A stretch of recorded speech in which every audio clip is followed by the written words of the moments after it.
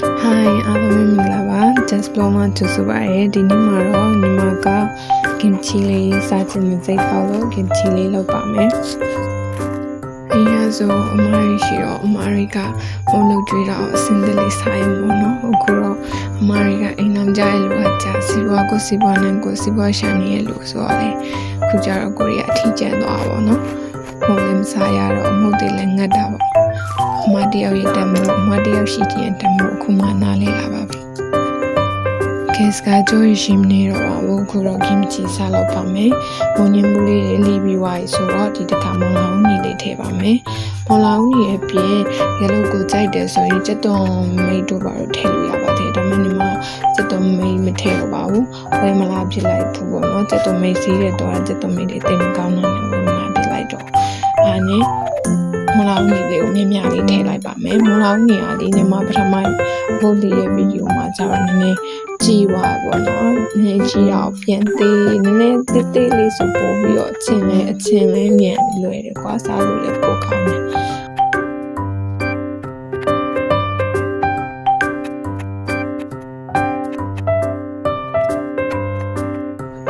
မြန်ချင်တာစားချင်လို့ကွာ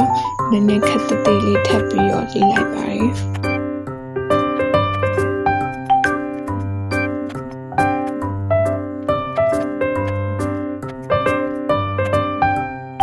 ။အခုကတော့ရေထဲကိုစားနေမြထည့်ပြီးတော့မုံညင်မှုလေးတွေကိုစားစေပါမယ်။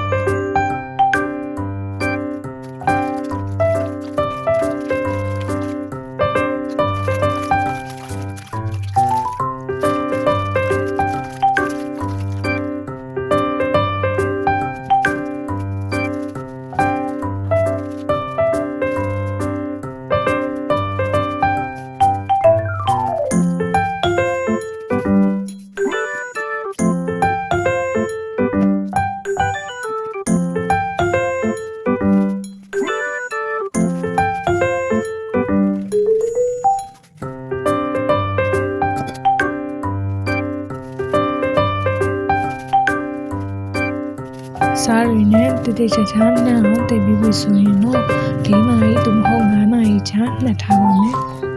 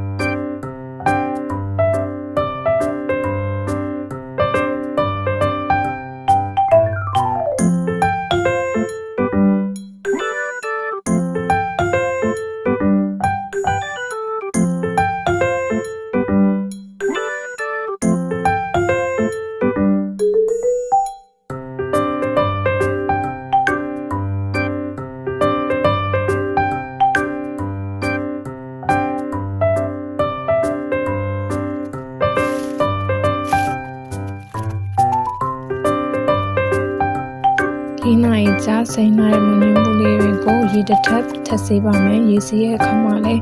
ပြောင်းရေလေးစစ်ပြီးတော့မှ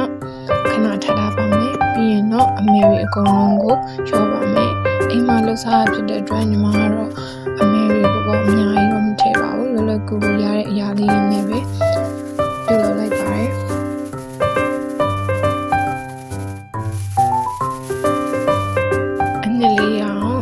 အကုန်လုံးကိုတိတိကျကျရောပြီးဆိုရင်တော့မုံလာဦးနီလေးကိုအရင်ဆုံးထည့်ရောလိုက်ပါမယ်မုံလာဦးနီလေးနဲ့ရောပြီးရဲ့အခါမှာတော့မုံညင်မှုလေးကိုစတိတ်ပါတော့မယ်တိတ်တဲ့အခါမှာလည်းတိတိကျကျအရသာဝင်အောင်အရွက်လေးတရွက်ချင်းချောင်းကိုတိတိကျကျတိတ်ထည့်ပါမယ်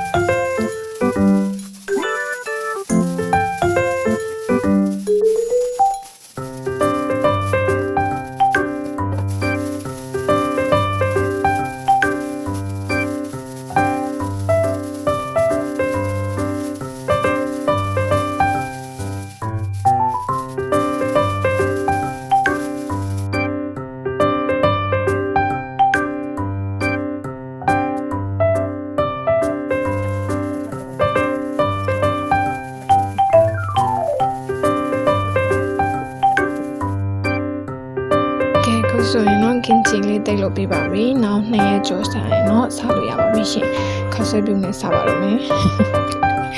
အားလုံးလည်း like လောက်စားကြည့်ကြပါဦးဗီဒီယိုဆုံးထိကြည့်ပြီးအတွက်ကျေးဇူးများတင်ပါတယ်ရှင်